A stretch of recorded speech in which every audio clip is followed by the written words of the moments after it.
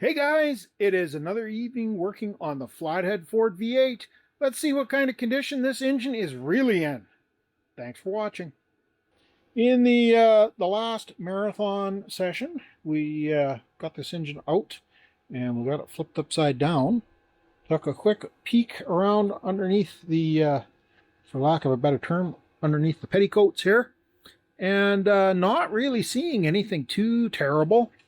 I don't know how well it shows up in the camera, but putting some light down on these pistons, they do not have very many miles on them. Like the cross hatching on these cylinders is very apparent. Those two are down at the bottom. This is the one that I suspect is one of our major troublemakers getting this engine to free up, based on a little bit of rust that we're seeing down around the base of that piston.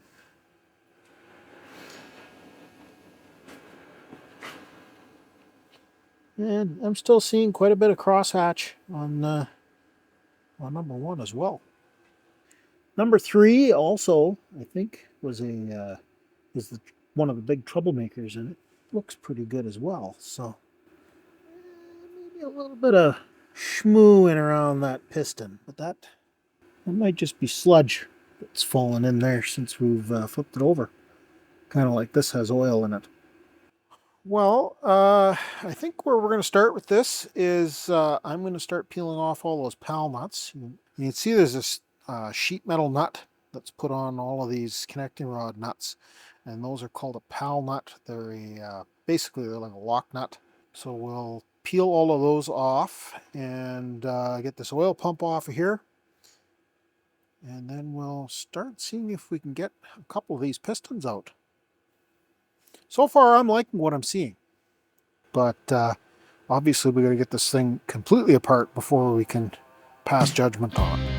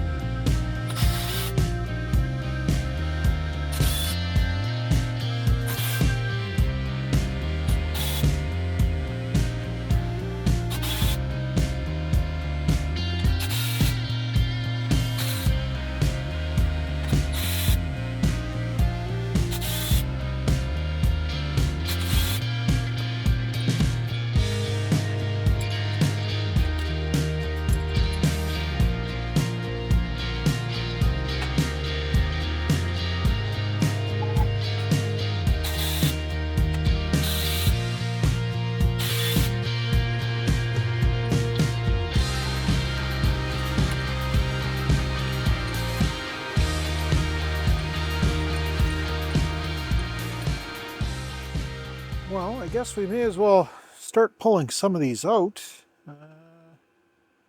Start with the easy ones to get at, I suppose.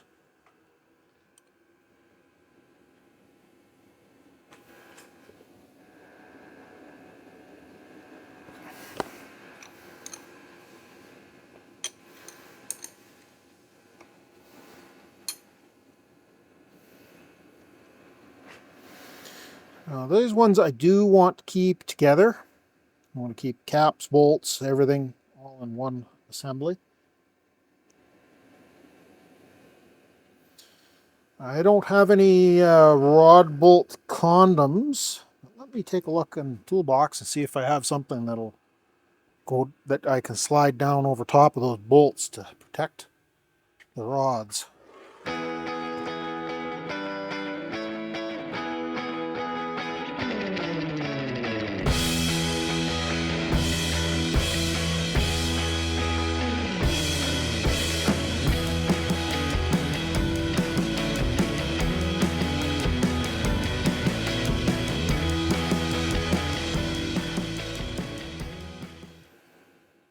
Man, that's in nice shape.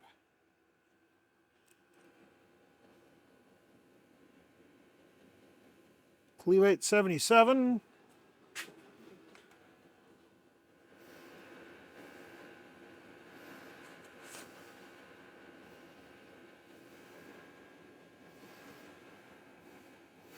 1075 CB15P. I wonder if that means that we're 15 under.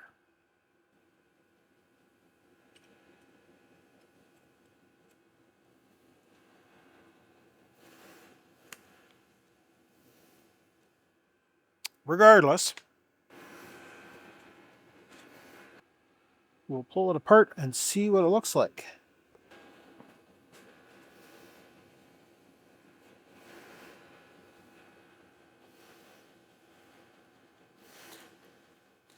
Less than ideal, but better than nothing. Finger off of a rubber glove.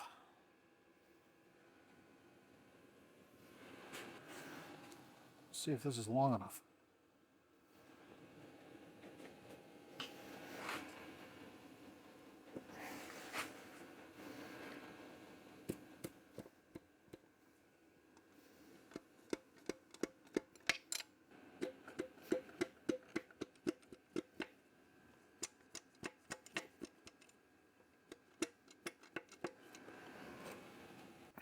Let's see if our piece of hardwood will reach in there. Fortunately, we are jammed up against the bottom of the cylinder here with the flare out on the connecting rod. But if we can get this one off, we might be able to make some progress. That's the stuck one.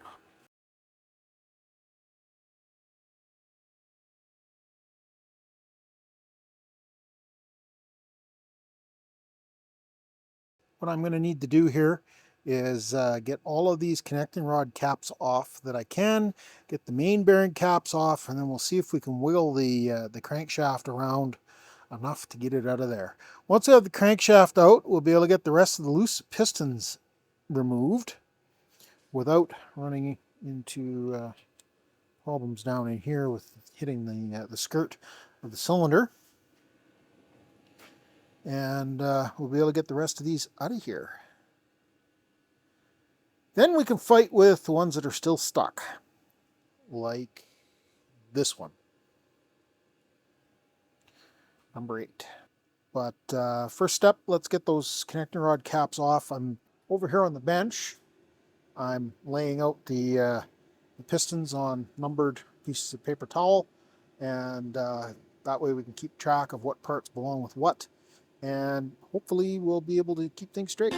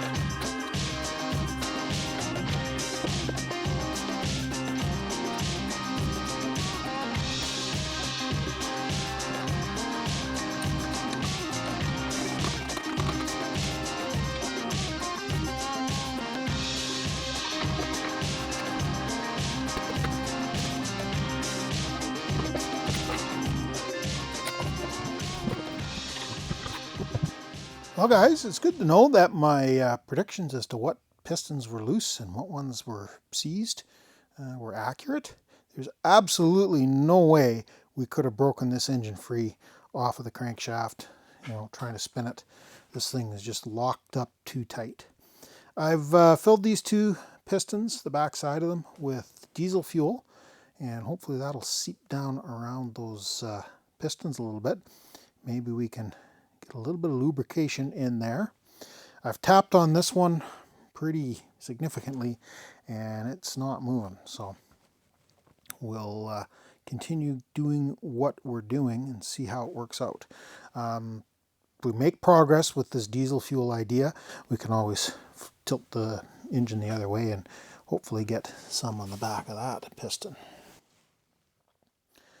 As for the stuck valves, I'm hoping that we'll be able to walk that camshaft out of there, pull the lifters out, and then tap on the bottom of the valve. That's my my plan for that. I think this is just about it for tonight. We've got to get this week's video edited for Sunday, and I think we're kind of in a waiting game here. Let things soak for a little while. I'll bring you guys back. I don't know if it'll be tomorrow night or on the weekend, but we'll take a crack at this some more and see where we can get to. We've had a little bit of progress here, guys. Finally, it's not real good news, but it's not bad news either. I've finally managed to get this piston, the one that's stuck up at the top, to move a little bit. Unfortunately, doing so, well, it shows up for you guys, but we've managed to break the ring out the top of the piston. I'm not concerned about that. At this point, we need to get this engine torn down. This piston is not going back in the engine. None of these pistons are going back in this engine. This engine is getting an overhaul. We need to get this apart. So we've got this and two other pistons that are stuck. The fact that we got a little bit of movement out of this one, even though we've broken the piston, is actually good news. I'm more concerned about not breaking the block than I am about breaking the piston. I'm going to continue working on this. Trying one more little of the magic schmooze that people have suggested, and we've got coke down in the cylinder here. Now that we can get the block tilted so that we're right down on, so that we're coming straight down on the piston, it's makes it better to get down in around the rings with the goo. Now over here I had coke on this one as well.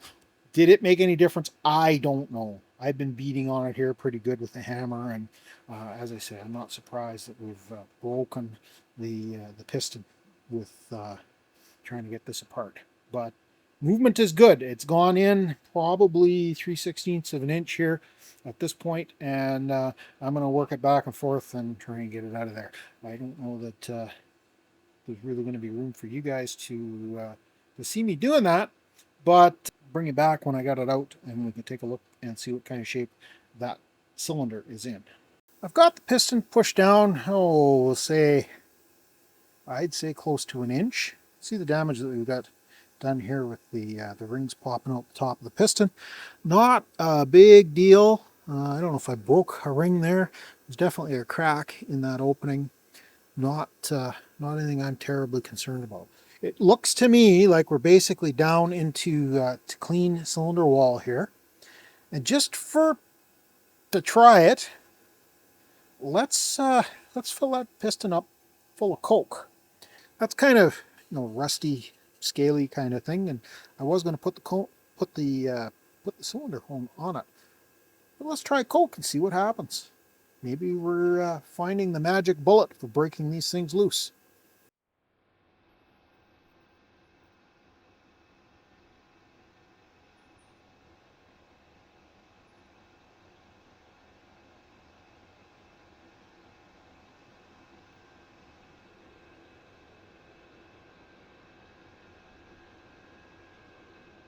Good news, everyone. We got another piston moving. This one I'm using the pipe that I built in the previous video, or for previous video, about the right size, round, and I've managed to get about 3/8 of an inch of movement out of that piston. Reaching around underneath, I don't know if the piston can completely clear. Give it a try. See if we can take it out the bottom. Thing tells me we're going to hit a web. But that gives us about an inch, and I would say we're down past where everything was stuck. So let's dump some more coke in there. See what that does. First time I've ever used a cleaning solution that's drinkable. Not that I like sugar coke all that much, but we'll let that sit for a bit and we'll see how it cleans up. Well, the coke certainly did a little bit of cleanup. You can see there's more kind of silver back here on this side of the cylinder where It wasn't that badly built up, but there's still a bunch of crustiness up at the top. So we'll put the cylinder hone on that.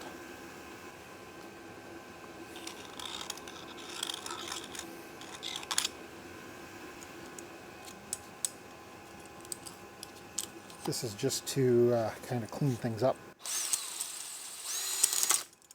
Woohoo! Send the light. Scattering.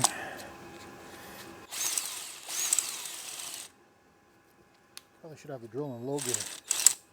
That is low gear. Okay.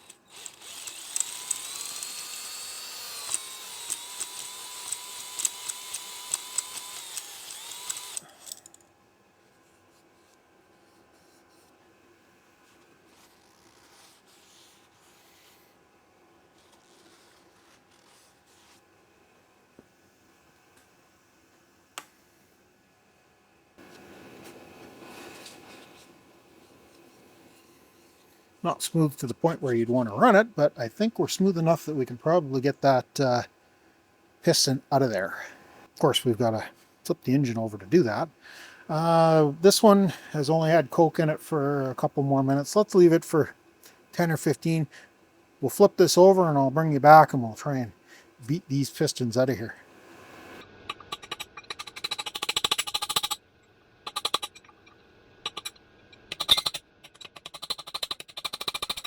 Looking at this piston, there's absolutely no problem with bringing it out through the bottom. I think that's probably the easiest way to come.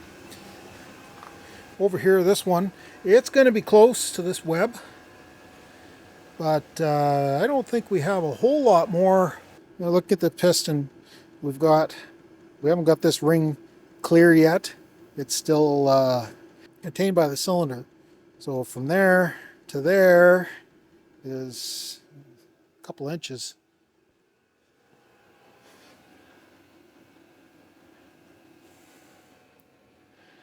I think we're close. Maybe we'll give this one a whack or two and see if it'll start moving too. Taking that piston out in pieces was not really, we'll call it plan A. That's was, let's say, something like plan H or I. But that's what it took to get it out of there. So not really the end of the world. I plan on rebuilding the engine. It's going to need all new pistons anyways, so sacrificing that to make it a little bit easier to get it out is not the end of the world. We've got one more to go, and I think I can just beat it down from the top. I'll put you guys on a little bit of a time lapse here and we'll see how it goes.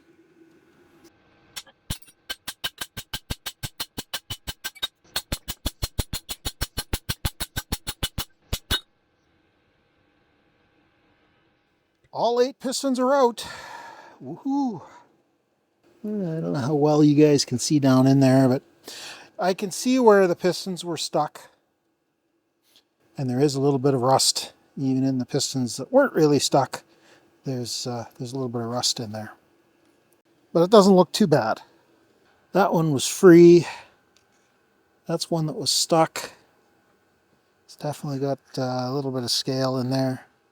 That's one that was stuck. It was, this one, there was no way it was coming loose. It was stuck way down in there. There was rust right along the entire height of the piston. This one actually had standing water in it when we first took the head off. So, you know, not surprising. And this one doesn't look too bad at all. Not the outcome I was hoping for, obviously. I wanted to try and get this thing running in place. But certainly is progress. This means you know, we're a lot closer to being able to send this thing to the machine shop. Obviously, we've still got 3 valves here and 4, 1, 2, 3, 4 over on the far side that we've got to get out. Well, guys, we might be sunk. I don't know how well the camera's picking it up, but it looks to me like we got a lock crack right there. Now, depending on the machine shop, they might take that on, they might not. I know Jameson Automotive Machine, Jamsey, down in, I think they're in Boulder, Colorado. They did a flathead build recently that had this exact problem, and they put the hardened seat in, they put a sleeve in the cylinder, and they stitch welded the crack, and everything worked out just fine for them. So I don't know whether the machine shop I'm looking at using is capable of doing that kind of work or not. I'll have to check in with them on Monday and see. But definitely that's kind of a disappointment. Not a surprise, but a disappointment. The rest of this block is in really nice shape, other than, of course, stuck pistons and stuck valves. But this is kind of a chronic problem with flatheads. They tended to crack there. They tend to crack from the bolt hole to the water jacket. These cracks are not a big deal. These ones are, as there is a water jacket in behind there. It's down a fair ways, like there's quite a bit of material right here.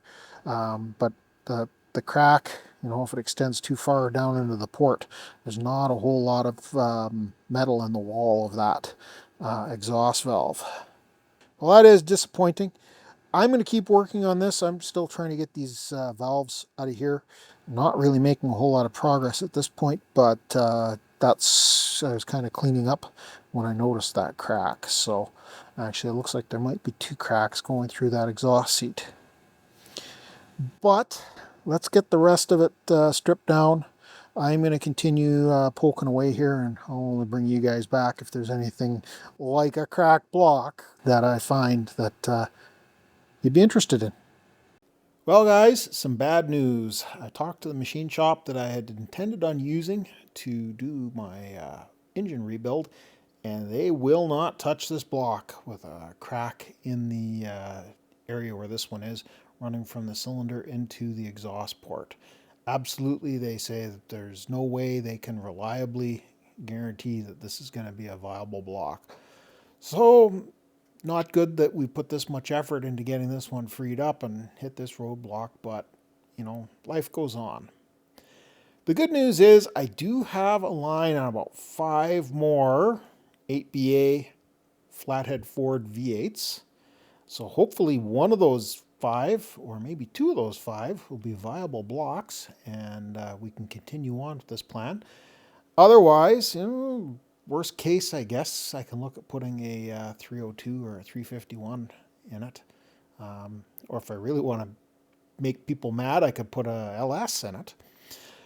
But I think this is going to be it for the engine teardown work for the time being. That's not a problem, because we got a whole truck that needs a bunch of attention. So let's continue on with that. If you got this far in the video, can you give me one of those thumb up things? Give me a like, even just out of mercy. And consider subscribing to the channel if you want to see more content like this. Maybe ring that bell icon if you want to get notified when I post new content. And there is some merch links below the video. Thanks a lot for watching, and we'll catch you guys in the next mess.